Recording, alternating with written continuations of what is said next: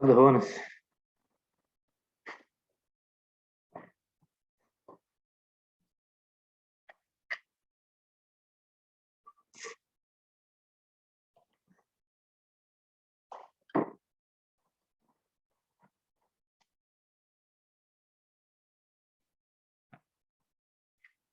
Hola, saludos. Bueno, vamos a continuar con el material, si no hay ninguna pregunta. Eh, bueno, lo mismo de las tardes, ¿verdad? En esta época, que es muy lluviosa, hay actividad eléctrica por aquí, ¿verdad? Así que es posible que se caiga la señal, ojalá que no, ¿verdad? Eh, igual, si nos desconectamos en algún momento, pues yo intento nuevamente conectarme. Eh, bueno, ya habíamos comenzado a ver el concepto de temperatura, ¿verdad?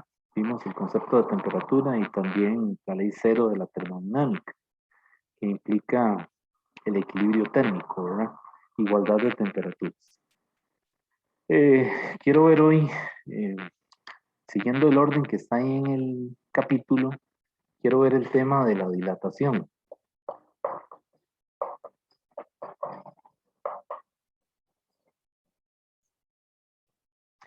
Se le llama dilatación o también expansión térmica. Entonces, este tema se refiere, o este fenómeno, mejor dicho, se refiere al hecho de que los materiales, eh, en particular los metales, se expanden, ¿verdad? O se dilatan cuando se calientan, ¿ok? Eh, y ya lo vimos con el caso del termómetro, ¿verdad? Que tiene una columna de mercurio. El mercurio es el único metal líquido, ¿verdad? A temperatura ambiente. Y entonces por eso es que se utilizó tanto, o se utiliza aún, ¿verdad? Para fabricar termómetros. Aunque ya se está dejando de usar ese tipo de termómetro, ¿verdad? Pero aún en química se usan, ¿verdad? Porque pues cuando se trabaja con disoluciones o mezclas, ¿verdad? En el laboratorio, pues es más útil un termómetro que tenga una columna de mercurio. Entonces, bueno, a lo que quería llegar es que el mercurio, se, cuando, se, cuando el termómetro se coloca, ¿verdad? En una disolución o en una mezcla a cierta temperatura, pues ese mercurio se dilata, ¿verdad? Y asciende por la columna en el termómetro, ¿verdad? Y así, pues, eso nos permite, esa propiedad que se llama una propiedad termométrica, nos permite hacer una lectura de un número en una escala, ¿verdad? En el instrumento, y esa lectura de ese número corresponde a la temperatura. Entonces ahí estamos usando eso, ¿verdad? El hecho de que el mercurio se dilata. Bueno, ahora nosotros vamos a estudiar el tema de dilatación como tal. Les decía que los metales se expanden, ¿verdad? Cuando se calientan. Por ejemplo, los puentes, ¿verdad? Que su estructura es en acero, pues usualmente los ingenieros ahora le dejan una especie de zipper al puente, ¿verdad? Para evitar que la estructura sufra daños, ¿verdad? Que vaya a tener algún tipo de fractura en el concreto, ¿verdad? Debido a los cambios de temperatura. Aquí en Costa Rica no tenemos veranos extremos, ¿verdad? Ni tampoco tenemos inviernos extremos, así que los cambios no son tan bruscos. Pero aún así, si ustedes ven los puentes de aquí, ¿verdad? Tienen ese zipper que le llamo yo, ¿verdad?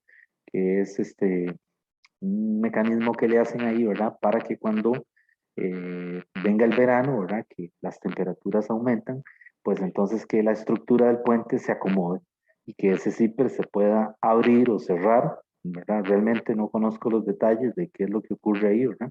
Habría que preguntarle a un ingeniero estructural, pero el fenómeno que está de por medio es la dilatación, ¿verdad? Se aprovechan de que ese zipper se puede juntar o se puede abrir o separar para que el puente, la estructura, no colapse.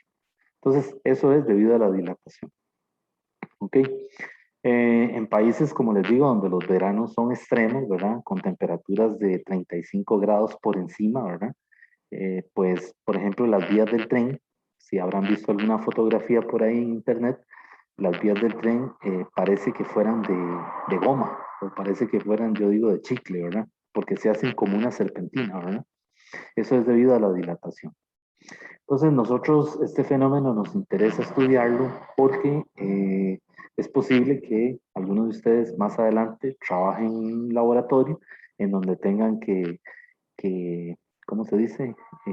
Trabajar con fenómenos de dilatación y es importante para la parte experimental, ¿verdad?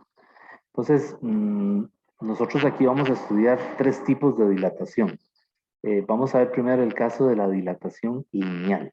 La dilatación lineal ocurre en alambres, ¿ok? Por ejemplo, una varilla. Entonces, el modelo es el siguiente. En dilatación lineal, lo que vamos a tener es un alambre, ¿verdad? Y ese alambre tiene una longitud inicial L0. Esa L0 quiere decir longitud inicial. Y resulta que ese alambre es puesto o es colocado en un horno, ¿verdad? O se le agrega, se le somete a calor utilizando un soplete, ¿verdad?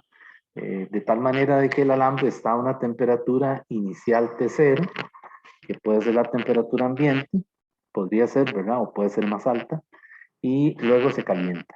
De tal manera de que el alambre sufre una especie, perdón, una expansión. Entonces ahora el alambre se ha estirado a una longitud L y aquí ha habido o tiene una temperatura T. Y esa temperatura T es producto del T0 más un delta T. O sea, la temperatura inicial más un incremento en esa temperatura, que lo podemos escribir así, T0 más delta T. ¿Ok? Y este pedacito que vemos aquí es, digamos, el delta L, el incremento en la longitud. Eh, los cambios por dilatación son muy pequeños, realmente. Es decir, cuando usted va al laboratorio a hacer un experimento de esto, necesita quizás de un tornillo micrométrico, ¿verdad? Que esté conectado a la varilla que se expande para contar las vueltas que da la aguja. Un tornillo micrométrico es como un relojito, no sé si lo han visto por ahí, y entonces a la varilla lo que se le pasa es vapor por el interior. Entonces ese vapor está a 100 grados Celsius, ¿verdad? La varilla inicialmente estaba a temperatura ambiente en el laboratorio, 20, 22 grados Celsius, ¿verdad? Dependiendo de las condiciones del laboratorio, la humedad, quizás hay aire acondicionado, pero por ahí andan unos 22, 23. Y se le comienza a pasar vapor de agua, que está a 100 grados Celsius. ¿Okay? Entonces la varilla experimenta una expansión que el ojo humano no la percibe. Entonces hay que utilizar un micrómetro eh, para contar las vueltas que da la agujita, que es como un relojito, ¿verdad? Y entonces contando esas vueltas, cada vuelta creo que es 1 milímetro, algo así, ¿verdad? O menos de 1 milímetro, no recuerdo. Entonces contando esas vueltas uno puede darse cuenta cuánto se expande el extremo de la varilla. Y entonces ese delta L realmente es algo súper pequeño en comparación con las dimensiones originales de la varilla. Por eso les digo, los cambios por dilatación no se pueden percibir a simple vista. Se necesita de algún sensor o algún equipo que le registre ese cambio. ¿Ok? Entonces en esta figura realmente yo lo estoy exagerando. ¿De acuerdo? Bueno, entonces la dilatación lineal lo que dice es que ese incremento en la longitud se puede calcular como con la siguiente ecuación. Alfa por L0 por delta T. ¿Ok? Y ese alfa es un coeficiente que se llama el coeficiente de dilatación y es característico del material con el que se está trabajando.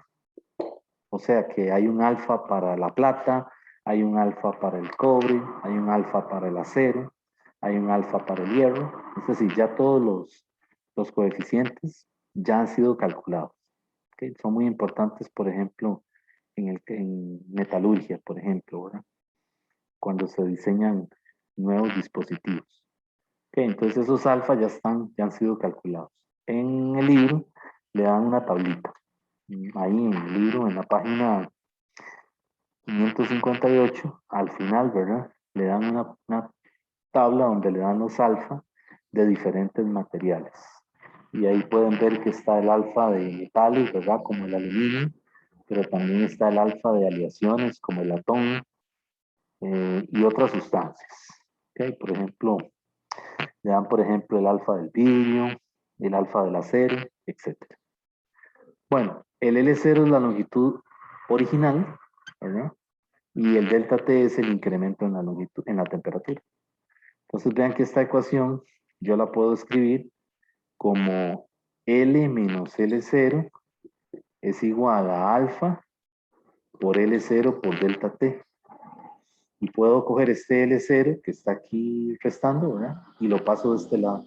Entonces me queda algo así. L es igual a L0 y lo saco a factor común, 1 más alfa por delta T. Y ahí tengo otra forma de escribir la ecuación cuando ocurre la dilatación lineal. La puedo trabajar así o la puedo trabajar así. ¿Qué utilidad tiene usarla de esta forma? Bueno, que aquí esta L representa la nueva longitud del alambre cuando se expandió, pero también la utilidad es que se puede trabajar, o perdón, se puede usar para cuando uno estudia, por ejemplo, una arandela. ¿Okay? Entonces una arandela tiene una forma así, ¿verdad? Entonces cuando yo caliento una arandela, tanto el diámetro exterior como el diámetro interior del agujero se expande. Entonces yo también puedo utilizar esta ecuación y no poner longitudes, sino trabajarla con diámetros. Y también me sirve desde ese punto de vista para calcular, por ejemplo, el diámetro final o el diámetro que hay que darle a una arandela para, por ejemplo, insertar alguna pieza en esa arandela. Muchas veces en los laboratorios de metalurgia o en los laboratorios de estado sólido, en física también, muchas veces hay que calentar una pieza para que se expanda y poder colocar algún otro dispositivo. Es decir, para ensamblar algún otro dispositivo, de manera de que éste entre a presión.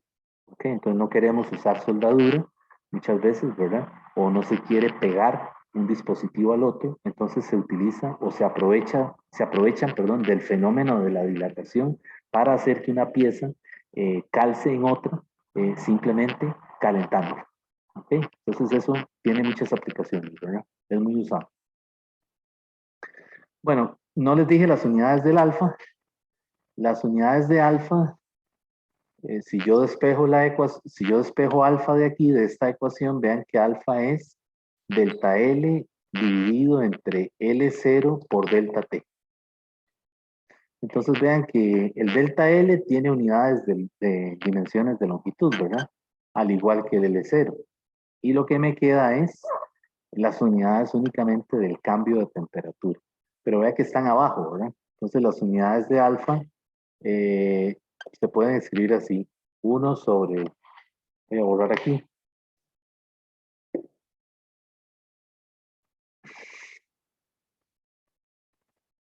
Las unidades de alfa se pueden escribir así. Algunas veces aparece como 1 sobre grados Celsius, ¿verdad? O también se puede escribir grados Celsius a la menos 1. Pero recuerden que un cambio de temperatura en Celsius es igual a un cambio de temperatura en Kelvin. Entonces esto también pueden ser Kelvin a la menos 1. ¿Ok? Y recuerden que ahí existe esa notación que creo que el Sears la tiene, precisamente. El Sears le pone el cerito delante a la C y lo eleva a la menos 1. Recuerden que con el cerito delante, lo que le está diciendo es que esa operación es un cambio de temperatura. O sea, se hizo una temperatura final menos una temperatura inicial. ¿Ok? Y si le ponen así, Celsius se refiere a que es una temperatura propiamente dicha. No sé, 20 grados Celsius, 30 grados Celsius. Y cuando está de este lado se refiere a que eh, se hizo una diferencia de temperatura. O sea, una resta. ¿Ok? Entonces vean que este libro, el Sears en particular, usa esta notación cuando se refiere a cambios de temperatura. independientemente del signo, ¿verdad? Es decir, puede ser que esto sea un aumento de temperatura o puede ser un decremento de temperatura. O sea, podría ser que el delta T sea positivo o que sea negativo, pero es un cambio. ¿Ok? Entonces, ponen el cerito de este lado. Bueno, eso es dilatación lineal. ¿Ok? ¿Hay alguna duda?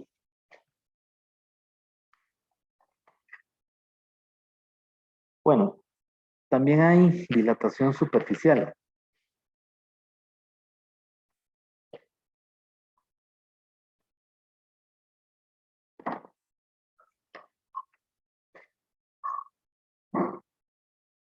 Pues en el caso de la dilatación superficial, lo que vamos a tener es una lámina que puede tener una forma cuadrada o circular. Y esa lámina se calienta igual, ¿verdad? Entonces es posible que tengamos, por ejemplo, una lámina rectangular.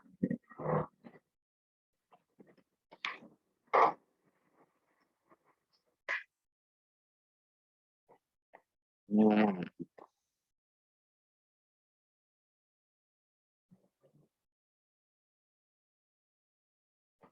Y entonces vamos a tener una lámina que se calienta, les decía yo, por ejemplo, una lámina así, que está a una temperatura inicial. Y entonces se calienta de manera de que eh, la lámina se dilata. Pero la dilatación suponemos que es isotrópica.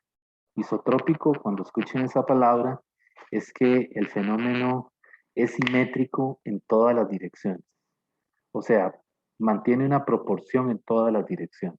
Entonces, cuando yo caliento una lámina y decimos que la expansión es isotrópica, lo que estamos diciendo es que la lámina realmente lo que experimentó fue una especie de ampliación. Okay, entonces, esta es el área inicial y esta es el área de la lámina después de que se dilató.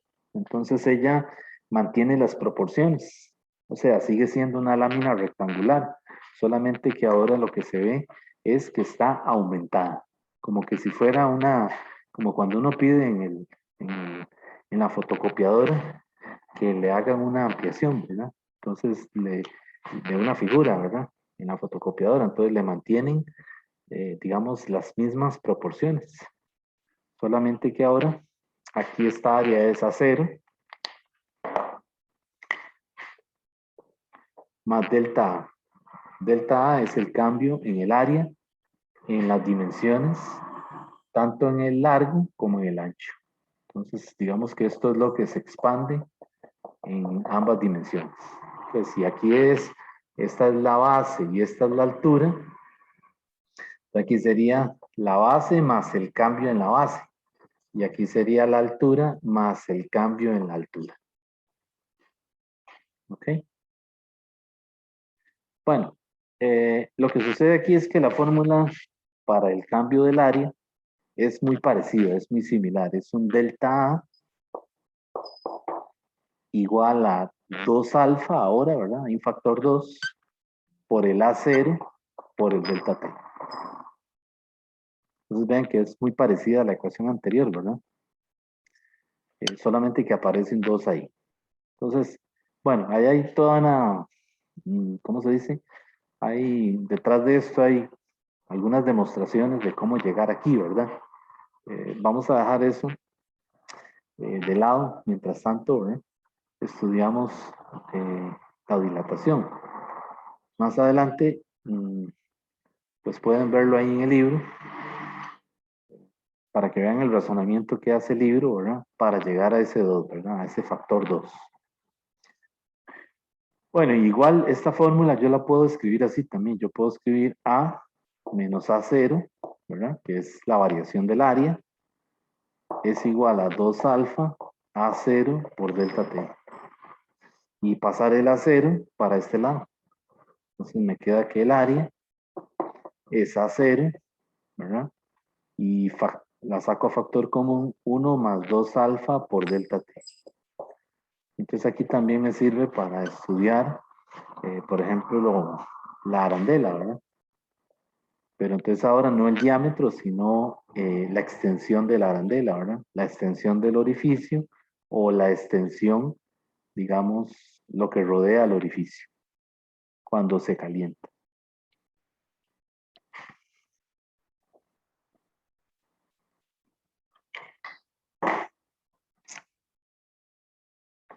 Bueno, entonces eso es dilatación superficial.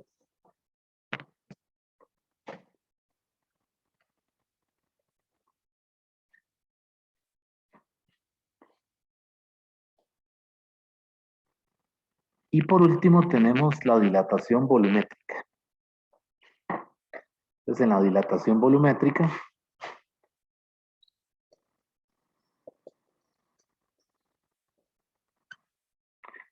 lo que vamos a tener es un líquido, ¿verdad? Que está en un recipiente. Y entonces al ser calentado, ese recipiente, se dilata tanto el material del recipiente, ¿verdad? Como el líquido que está contenido dentro del recipiente. Lo que pasa es que los líquidos se dilatan más rápido que los recipientes que lo contienen. Y por eso es que hablamos de que se derrama un determinado líquido de un recipiente, ¿verdad? Por ejemplo, si calentamos agua, ¿verdad? Lo han visto, en una olla y está muy cerca del tope, ¿verdad? O sea, se llena mucho la olla, usted prende la cocina, ¿verdad? El disco, y se descuidó. Y entonces resulta que cuando viene, ve que toda el agua se está tirando por encima, ¿verdad? Eso es porque el agua, como líquido que es, se dilata más rápido que el material del que está hecha la olla. ¿Ok? Entonces, por ejemplo, en los laboratorios de química y también en los de física, la cristalería que se usa es de Pyrex, que es un vidrio especial a prueba de dilataciones.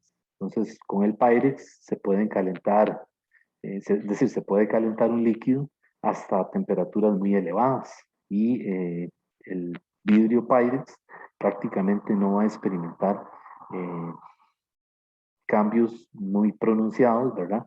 Cuando se aumenta la temperatura. Por ejemplo, los Pyrex que usan en los hornos, ¿verdad? De cocina, cumplen esa función, ¿verdad? El vidrio, si ustedes ven la corteza de la bandeja, es grueso el vidrio, ¿verdad?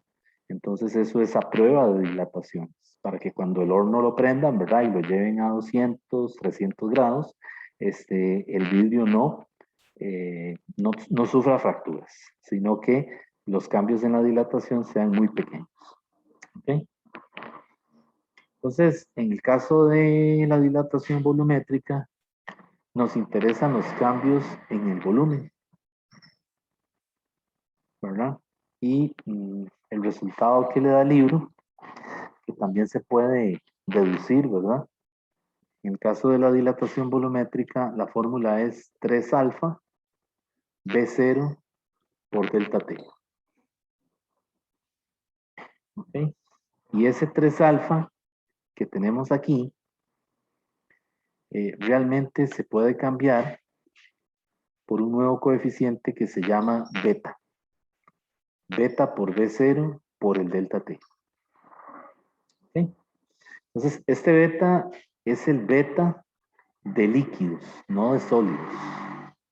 Entonces, ese es el beta de la gasolina, el beta del etanol, el beta de la trementina, es decir, de todas las sustancias en estado líquido que se utilizan normalmente en un laboratorio. Puede ser el beta de un aceite, ¿ok?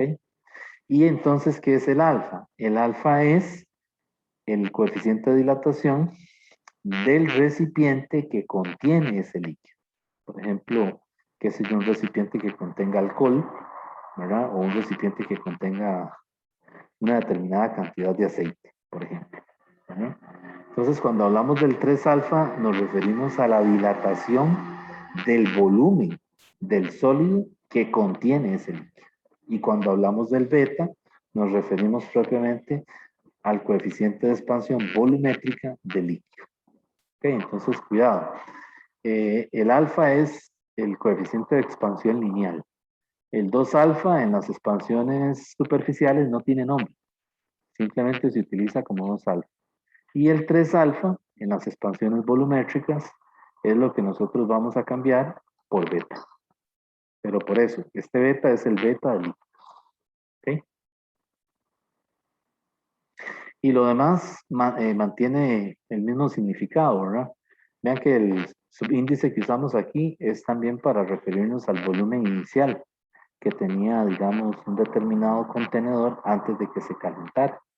Y el delta T, pues se refiere al aumento en la temperatura, al incremento o a un decremento, una disminución en la temperatura. Vean que aquí el objeto o la sustancia en cuestión se dilata no solo porque se aumenta la temperatura, sino puede pasar el caso contrario, que usted dilata, que usted enfríe, perdón, el recipiente con el líquido y en lugar de que se dilate, se contraiga. ¿Okay? Pues puede funcionar de esa manera también.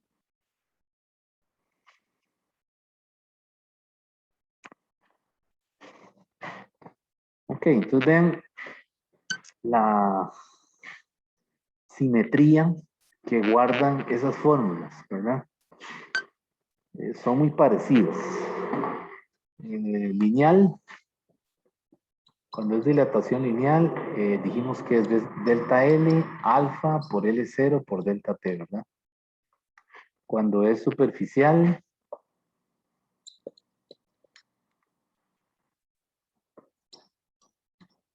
pues entonces es delta A igual a 2 alfa por A0 por delta T. Y cuando es volumétrica, ¿verdad? Cuando es volumétrica, entonces es delta V igual a 3 alfa, que es lo mismo que decir beta, ¿verdad? Por el B0 por delta T. Bueno, entonces ahí, como les decía, hay que irse un poquito atrás, ¿verdad?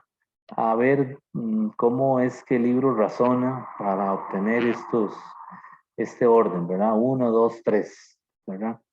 Eh, lo he visto por ahí en libros, como por ejemplo el Serway, tiene una pequeña deducción de dónde sale esto, ¿verdad? Y el Sears también por ahí le hacen una pequeña deducción, pero hay puntos de vista distintos dependiendo del libro de texto que ustedes consulten. Lo que sí vamos a decir antes de continuar es que eh, en realidad, beta no es igual a 3 alfa si el intervalo de temperatura es muy grande. O sea, si la diferencia en las temperaturas es muy grande, o sea, es un intervalo grande, el beta no es igual a 3 alfa. ¿Ok? Y eso pues entonces, la forma como se escribe es en notación de derivadas. Entonces, vean que esta ecuación yo la puedo poner también así. Puedo ponerla como dv es igual a beta b dt. Y decir entonces que en general el beta es 1 sobre b, ¿verdad? Derivada de v respecto de t. Pues ahí está puesto de una forma más general. O sea, estamos diciendo que ahora beta es una función de quién? De la temperatura. ¿Verdad? O sea, ya beta no es 3 alfa. ¿Sí? Porque el intervalo, como les decía, de temperaturas es grande. De tal manera de que ya la beta no es una constante, como en este caso, sino que ya la beta se convierte en una función de la temperatura. Y es un caso más real. O sea, las mediciones en un laboratorio, pues por lo general beta no es constante, ¿verdad? Porque precisamente se está estudiando un material en un rango muy amplio de temperaturas. ¿Ok? Entonces lo que quieren hacer los investigadores en ese laboratorio es más bien hacer un ajuste para encontrar a beta como una función de la temperatura. Por lo general, beta es una función lineal o una función cuadrática, ¿verdad? Esos son los ajustes más comunes que se hacen en un laboratorio. ¿Ok? Entonces, bueno, este tema de verlo así, o sea, esta parte, perdón, de verlo así como en términos de derivadas, está más o queda reservado para, digamos, para el curso de termo, que es donde se trabaja con más cálculo. Inclusive, más general que esto, la beta se puede escribir en términos de derivadas parciales. ¿Ok? O sea, yo podría escribir beta como 1 sobre v derivada parcial, no derivada total, derivada parcial de v respecto de t, manteniendo la presión constante. Vean que cuando uso derivadas parciales, no sé si ya por ahí ustedes están llevando cálculo 3, pero cuando uso derivadas parciales necesito, antes de hacer la derivación, fijar una de las variables. O sea, aquí yo estoy diciendo que el volumen es función de la temperatura y la presión, ¿verdad? Entonces lo que voy a hacer es que voy a derivar volumen con respecto a temperatura y mantengo fija la presión. Entonces el resultado más general de beta es este, ¿verdad?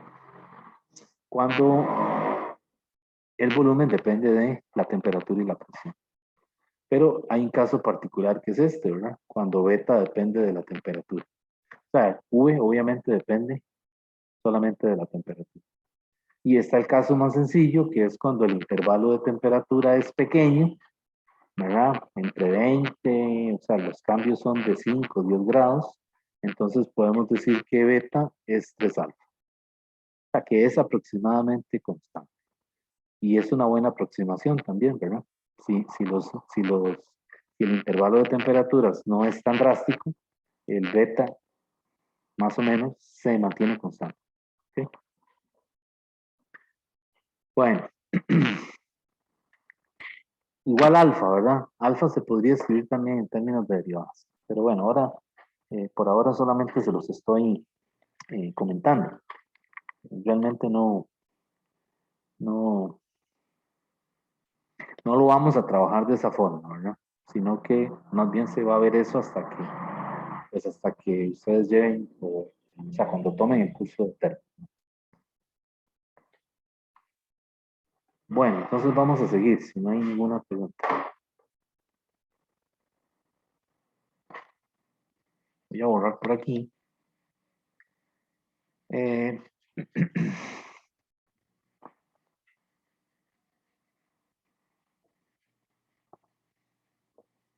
también está el tema, que de eso no vienen preguntas en el examen, pero está el tema de los esfuerzos térmicos.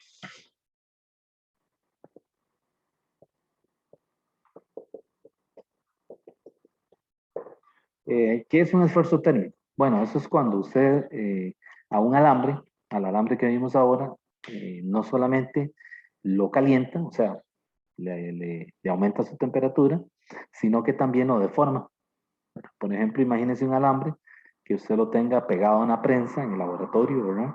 Y con algún dispositivo mecánico tire del alambre.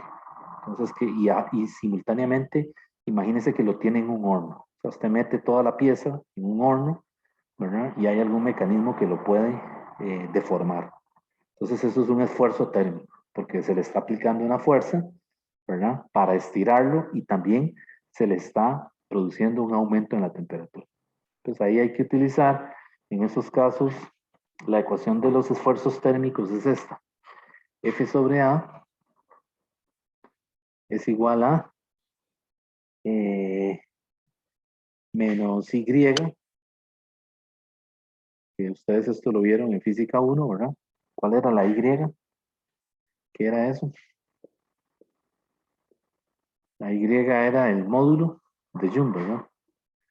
En física 1 vieron los esfuerzos, el módulo de Young, el módulo cortante, ¿verdad? Y el módulo volumétrico. El módulo volumétrico ya lo vimos en ondas, ¿verdad?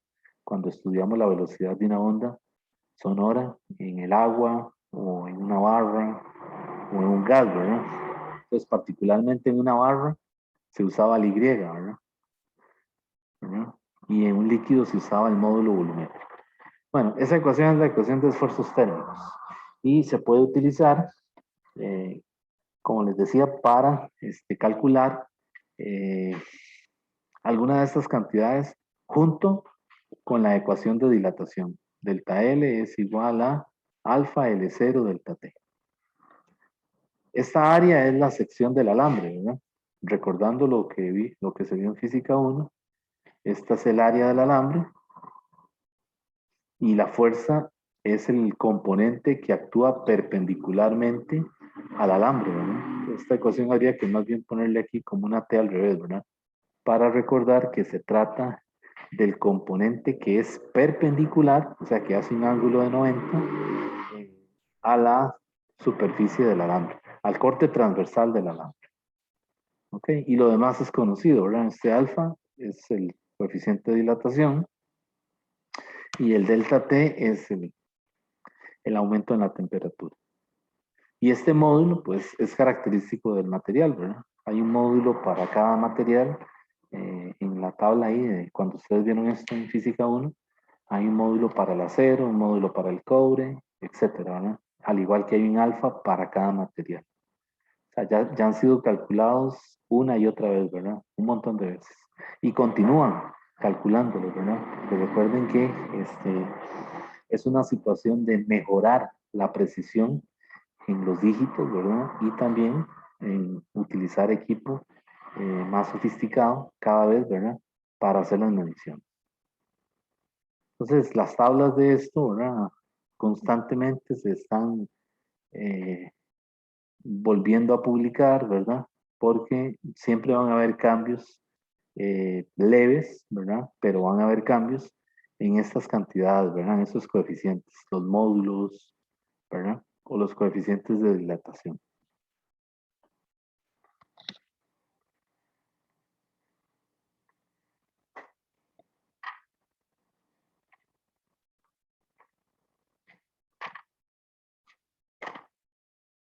Bueno, vamos a continuar.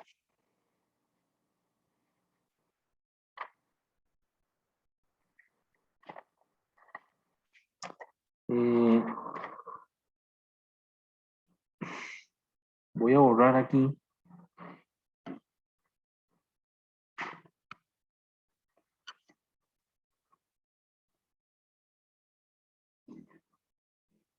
Y vamos a ver ahora el tema de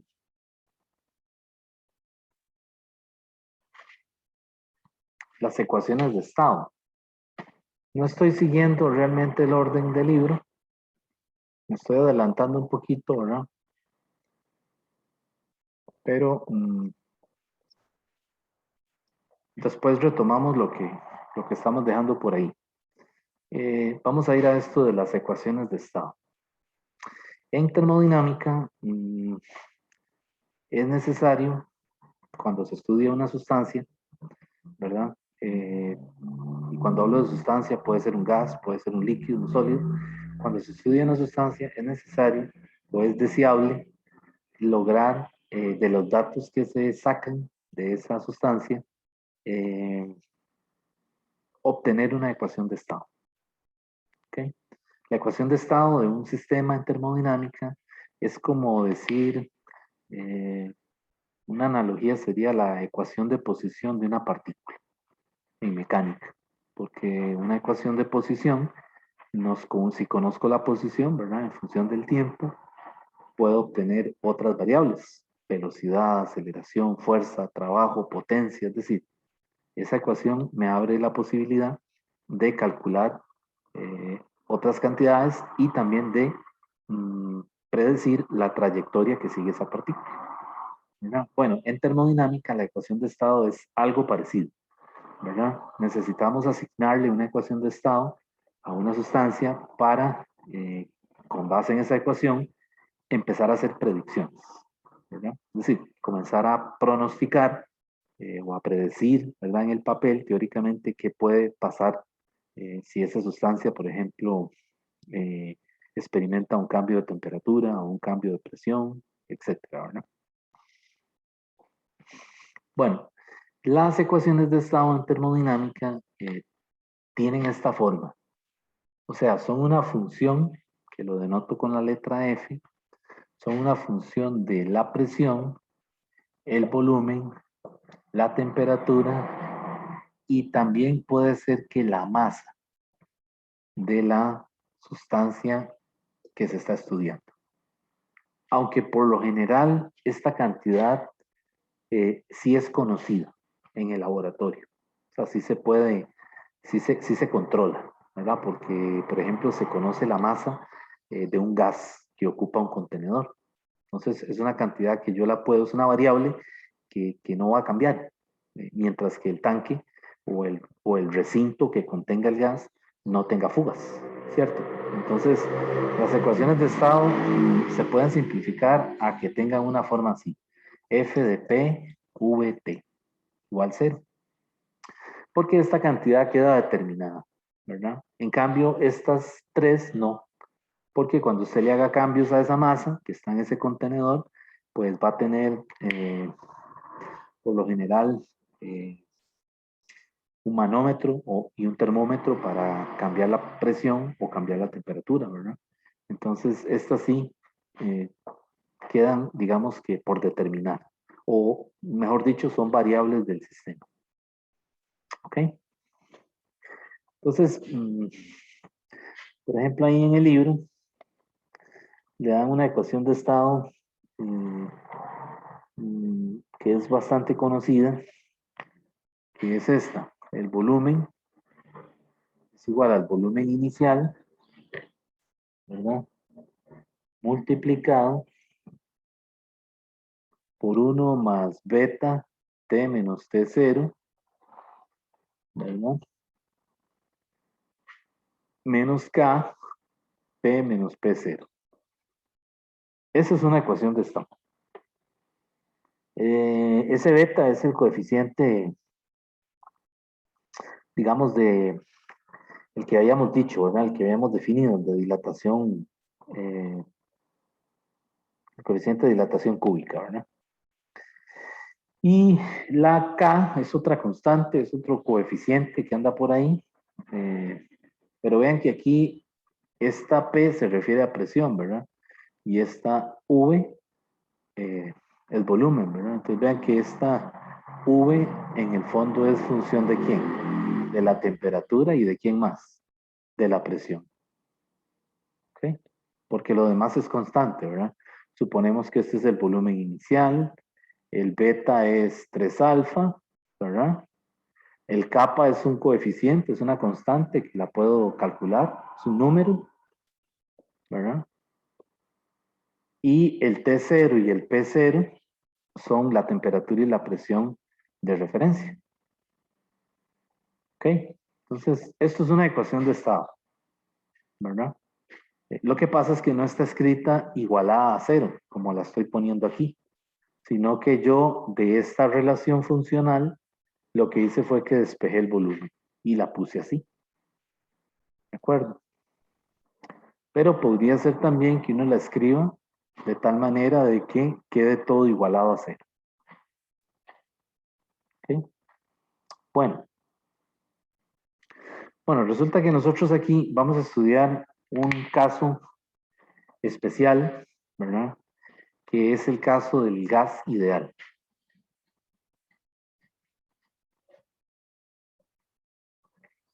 Y eso es lo que ahí en el libro le llaman la ecuación del gas ideal. Me parece que ya ustedes lo han visto en química. Y bueno, no sé, a lo mejor en el colegio también se la dieron. Así que ya es conocida, ¿verdad? Entonces, la ecuación del gas ideal es una ecuación de estado, ¿verdad? Y tiene esta forma. P por V es igual a N RT. Entonces, esa P es presión. ¿Sí la han visto? ¿O es nuevo para ustedes? En química la dan. Los que ya han tomado química, pregunto.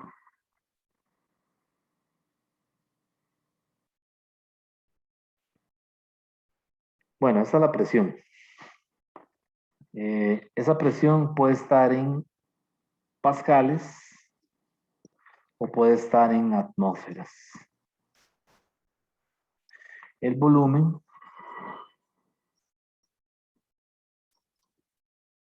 puede estar en metros cúbicos o puede estar en litros. La N es el número de moles, es la cantidad de sustancia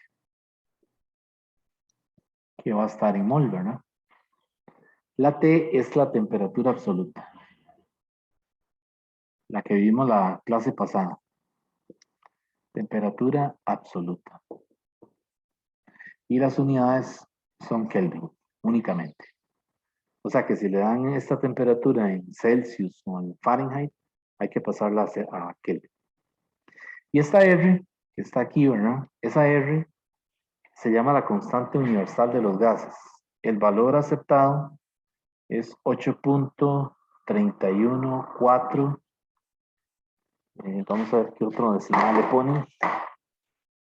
31.4, bueno, dejémosle ahí. 31.4. ¿Qué unidades? Joules entre mol, Kelvin. Entonces esa constante vamos a utilizarla mucho, vamos a trabajar mucho con ella. Entonces vean que esta constante yo la voy a usar si las unidades que trabajo son presión en pascales, volumen en metros cúbicos y temperatura en Kelvin. Pero si la presión me la dan en atmósferas y el volumen me lo dan en litros, yo también puedo utilizar la R con este valor, 0.082, y aquí en los decimales le ponen 0.6. Litros, atmósfera, entre mol, Kelvin. Entonces vea que tengo dos formas de usar la R, ¿verdad? Dependiendo de las unidades con las que trabajemos la presión y el volumen. ¿Ok? Ahora, vean que aquí la constante, cuando yo hago pascales por metro cúbico, eso sí me da joules directamente, ¿verdad? Pero cuando yo hago litros por atmósfera, eso no me va a dar joules. Cuidado. Entonces, cuando estemos calculando en termodinámica, que todavía no hemos llegado ahí, cuando estemos calculando calor, trabajo, energía interna o cualquier forma de energía, los litros por atmósfera no me dan joules. O sea, hay que hacer la conversión. ¿Cuál conversión? Bueno, recordar que un litro es 10 a la menos 3 metros cúbicos. Y una atmósfera era ¿cuánto? 1,013 por 10 a la 5 pascales. Entonces ahí sí, ¿verdad? Si ya yo utilizo estos factores de conversión, sí puedo pasar esto a joules. Pero si uso la constante así como está, no me va a dar joules. Entonces, cuidado con eso, ¿verdad? Porque es común, he visto algunas veces que usan esta constante para calcular calor o calcular trabajo y eso no le va a dar joules, ¿ok? A menos de que a menos de que use estos factores de conversión. Bueno, entonces, esta es una ecuación de estado que el libro le presenta como un primer ejemplo, ¿verdad? Está relacionada con estos coeficientes, con el coeficiente de dilatación volumétrica y con un coeficiente que se llama el coeficiente, no les dije el nombre, este se llama el coeficiente de, déjenme un momentito para ver, ya se me olvidó, el de compresividad, ¿ok? Este es el de expansión volumétrica y este es el de compresividad isotérmica. Así se llama, compresibilidad isotérmica. Pero, es decir, aquí lo vamos a ver hasta aquí, de aquí no vamos a pasar, ¿verdad? El que más vamos a usar es el beta como 3 alfa, pero hasta aquí llegamos. Es decir, este otro coeficiente lo estudiarán más a fondo cuando lleguen a termo. Por ahora nos interesa más centrarnos aquí, en la ecuación de estado. Bueno, entonces esa ecuación de estado, yo la puedo escribir de varias formas. O puedo sacar otros resultados de ella. Vamos a ver qué más información le podemos sacar. Vean que esta ecuación, yo la puedo poner también, o sea, la N, que es el número de moles, se puede calcular también así, masa total dividido entre la M mayúscula. La M mayúscula aquí es la masa molar. O sea, esto es la masa total del gas. Masa total del gas. Y esto es masa molar. ¿Ok? ¿Qué unidades tiene esto? Gramos, kilogramos. ¿Qué unidades tiene la masa molar? Gramos por mol, kilogramos por mol, etc. En química, pues nos pone a calcular esto, ¿verdad? En química le dicen peso molecular, ¿verdad? Cuando nos dan un compuesto, ¿verdad? Y nos dice, ok, bueno, vaya, calcule el peso molecular. Bueno, eso realmente es la masa molar. ¿Ok? Entonces ven que si yo sustituyo eso ahí adentro, en la ecuación de estado, me va a quedar esto así. P por V es igual a masa total entre M RT. Y ahora vean que yo voy a pasar el volumen, lo voy a pasar a dividir. Es decir, voy a intercambiar el volumen por la masa molar. Y voy a ponerlo así, masa total entre V. Y eso que tengo en el paréntesis, ¿cómo se llama? Eso es la densidad. ¿Ok? Entonces, vean que con el gas ideal yo puedo también calcular la densidad.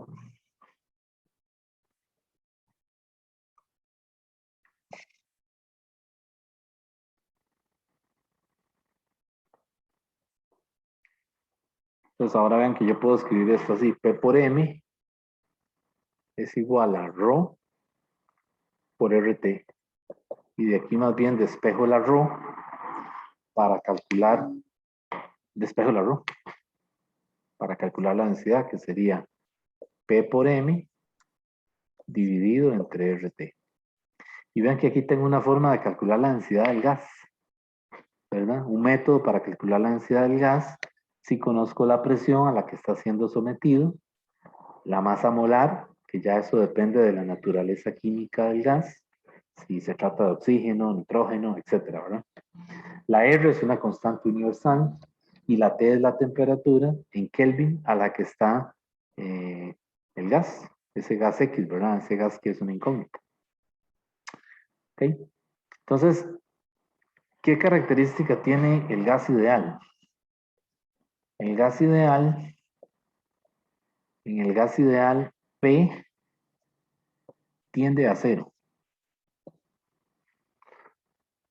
La ρ tiende a cero.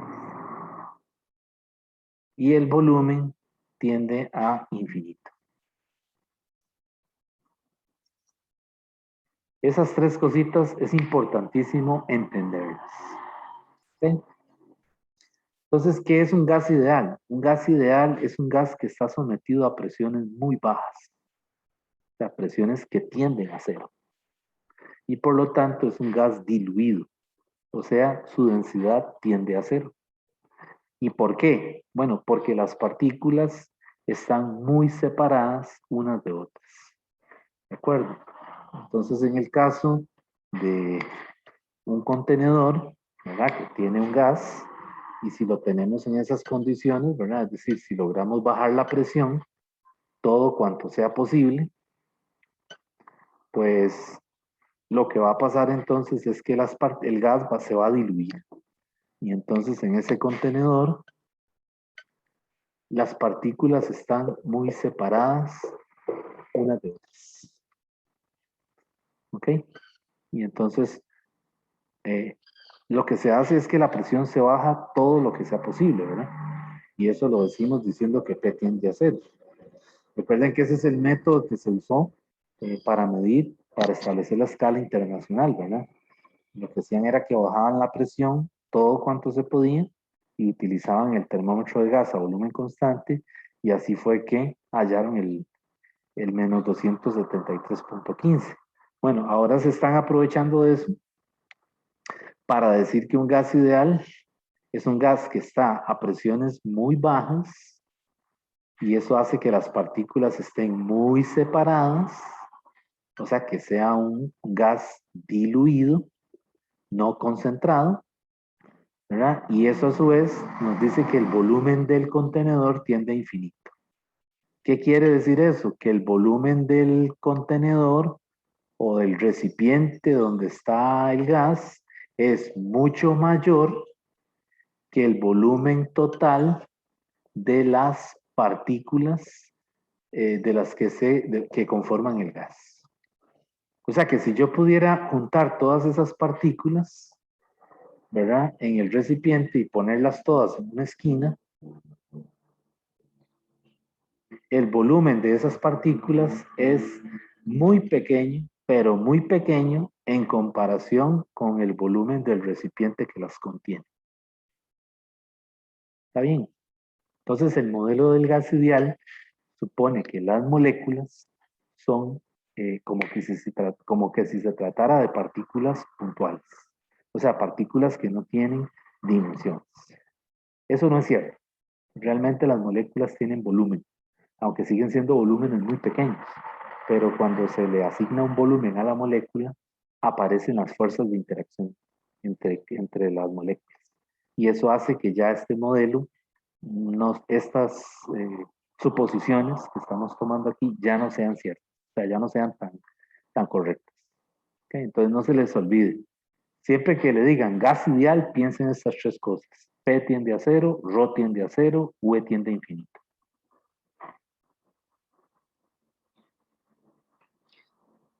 Bueno, ¿alguna pregunta?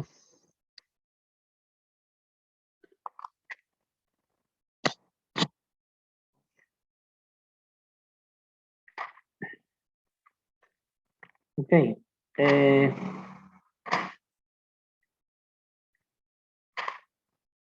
hay unas ecuaciones que se llaman las ecuaciones empíricas del gas ideal. Bueno, no del gas ideal, lo dije mal. Se llaman así las ecuaciones empíricas. Vamos a verlas.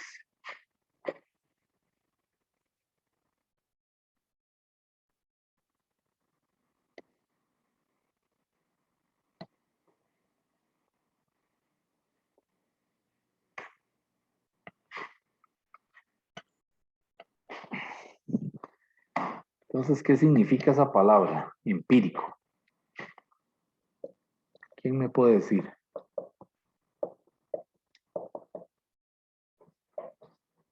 Cuando hablan de ecuaciones empíricas, esa palabra empírica, ¿la han escuchado? Sí, profe. Cuando dicen que alguien es empírico, ¿verdad? Por ejemplo, hace muchos años, para dar un ejemplo que, bueno, se aleja un poco de lo que estamos viendo, pero hace muchos años en Costa Rica habían y en todo el mundo habían lo que llamaban los dentistas empíricos, ¿verdad? Entonces el dentista empírico era aquel que había aprendido a arrancar muelas, ¿verdad? En el pueblo. Era el sacamuelas del pueblo, ¿ah? Porque hace 100 años o más no había un dentista graduado, ¿verdad? Como lo sabe hoy en día. Entonces había alguien que aprendió ahí de camino, ¿verdad? Un día alguien le dijo, tome, agarra esa tenaza y vaya, arranca el diente, ¿verdad? Entonces aprendió, cogió práctica. Ya él sabía cómo tenía que palanquear, ¿verdad? Evitar un poco el sangrado, ¿verdad? Cuando arrancan una muela y ponerle ahí algún tipo de tapón, alguna calza mientras la persona se recuperaba, pero no tenía ninguna formación académica, sino que simplemente había aprendido, ¿verdad? Y lo hacía bien, lo hacía como hasta mejor que un dentista, ¿verdad? Porque ya había desarrollado la destreza. Bueno, pues aquí cuando hablamos de empírico es algo así, derivado de la práctica, derivado de la experiencia, pero que no tiene un fundamento teórico. ¿Ok? Entonces, Cuando hablamos de las ecuaciones empíricas, son resultados que se vieron desde el siglo XVI, XVII, XVIII, ¿ok? En adelante, pero que no se repetía la prueba, ¿verdad? Y se obtenía el mismo resultado, pero es decir, no sabían por qué. Entonces, por ejemplo, una de las ecuaciones empíricas es la ley de Boyle. La ley de Boyle dice que P por V es igual a una constante, siempre que cuando se hagan esas mediciones de presión y volumen, la temperatura se mantenga constante. Ese fue un resultado que vio Boyle. Y realmente no solo Boyle, realmente la ley se llama la ley de Boyle-Mariotte, porque un francés ya también había visto el resultado. Pero bueno, ustedes saben que aquí en esto, pues tratan de asignarle el crédito a una sola persona, ¿verdad? Y los ingleses en eso son muy agarrados, ¿verdad? Entonces, no quieren compartir el hecho de que Mariotte también vio el mismo resultado.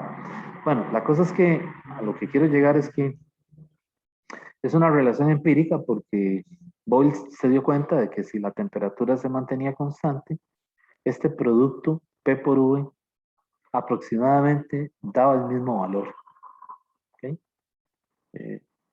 Pero, es decir, nuevamente, el experimento se repitió muchas veces, pero no sabían por qué.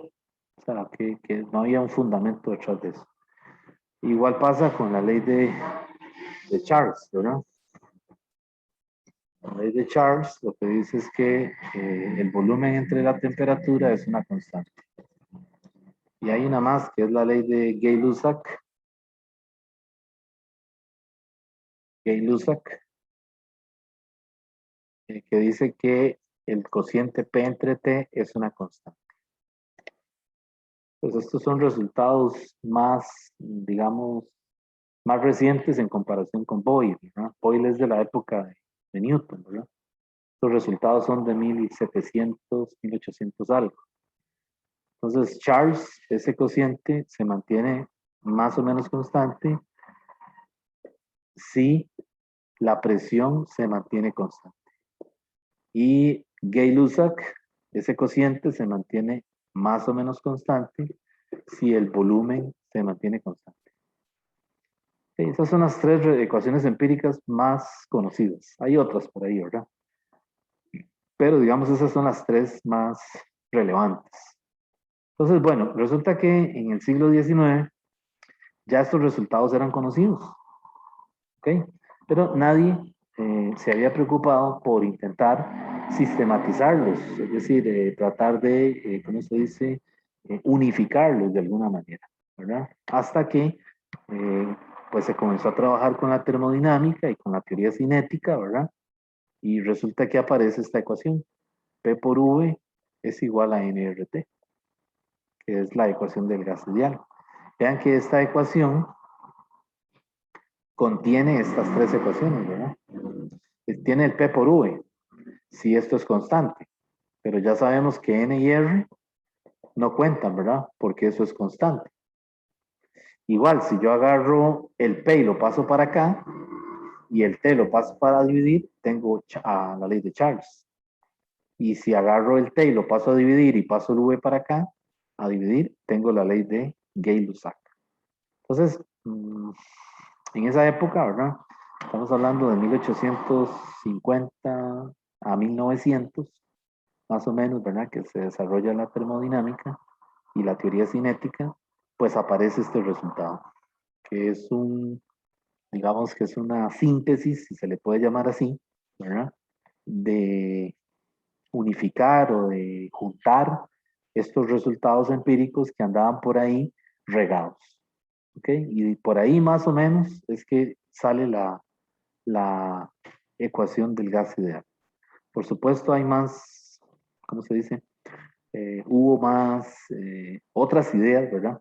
No solo estos resultados empíricos, sino resultados que aportó la teoría cinética, ¿verdad? Que permitieron establecer la validez de esta ecuación. ¿Ok? Ahora, las ecuaciones de estado,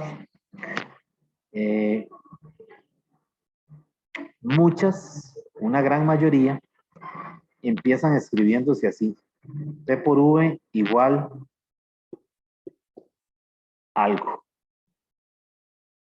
Y yo sé que no suena muy bonito decirlo así, pero es que, digamos, cuando vean las ecuaciones de estado van a ver que eso es lo que uno ve, o sea, eso es lo que uno se encuentra.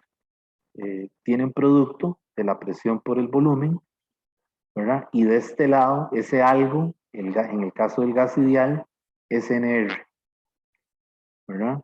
Pero en el caso de otro gas que no sea ideal, que sea un gas real, ¿verdad? Ese algo ya es más complejo, o sea, tiene otros términos, ¿ok? Entonces, históricamente, la gente que trabajó con esto, con las ecuaciones de estado, los que desarrollaron las ecuaciones de estado, ¿verdad? Eh, querían escribir las ecuaciones de gases reales así. P por V igual a algo del lado derecho, ¿verdad? Y ese algo del lado derecho tenía que contener el gas ideal, ¿verdad? Más algún otro término. ¿Ok? Entonces, ellos se dieron cuenta que el gas ideal es como el caso límite, de alguna manera. O sea, que una sustancia que no estuviera, un gas que no estuviera en las condiciones de un gas ideal, se podía llevar al límite.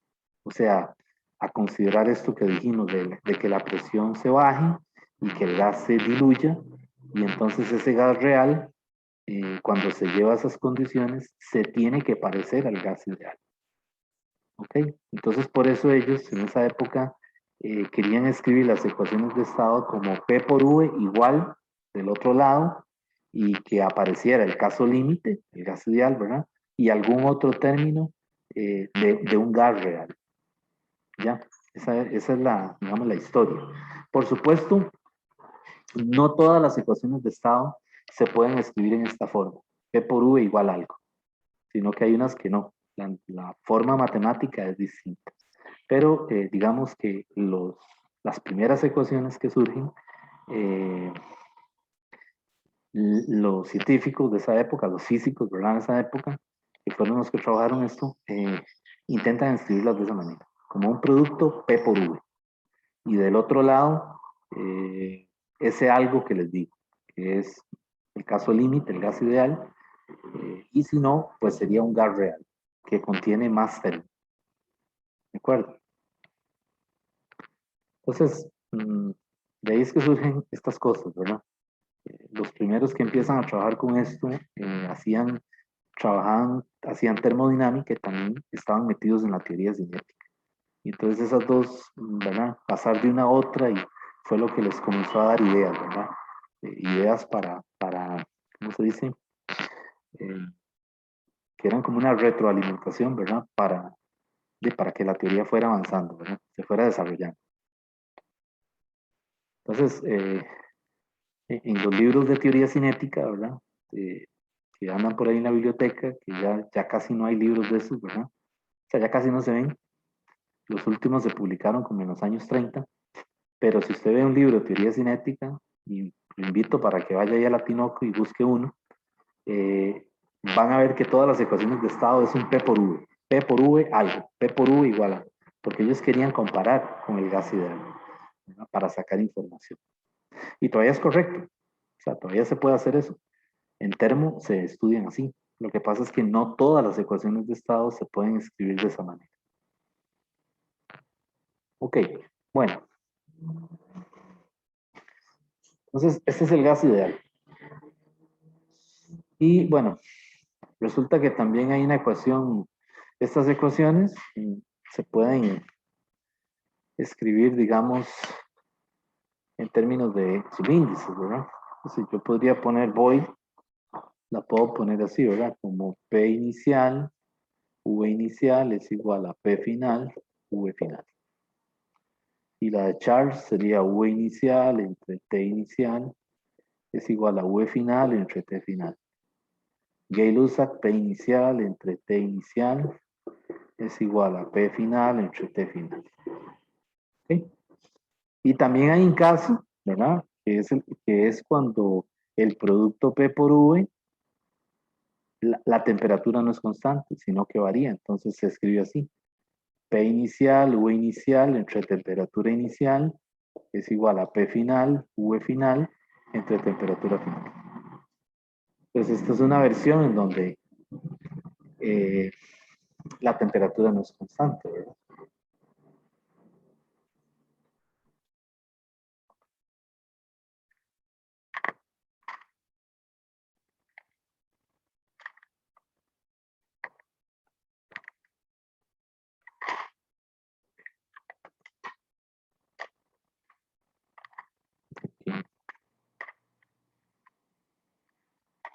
Bueno, entonces, esto que estamos viendo es como la primera sección del capítulo 18. Por ahí alguno de ustedes me preguntó las secciones de cada capítulo. Por ejemplo, en el capítulo 17, que fue con el que arranqué el lunes y que no lo he terminado, o sea, tengo que continuarlo el próximo lunes. En ese capítulo 17, para que lo anoten de una vez, ¿verdad?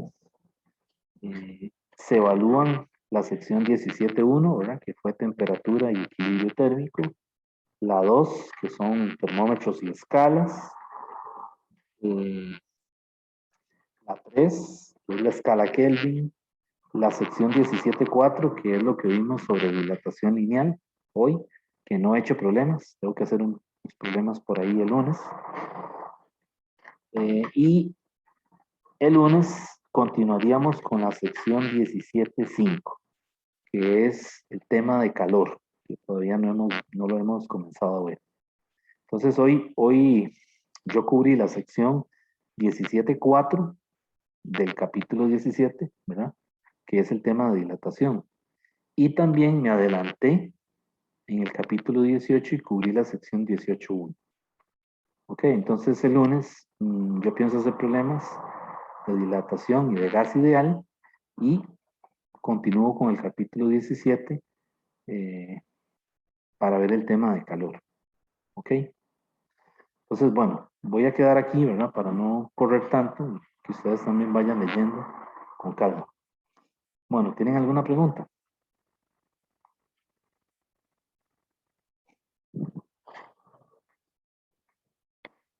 No.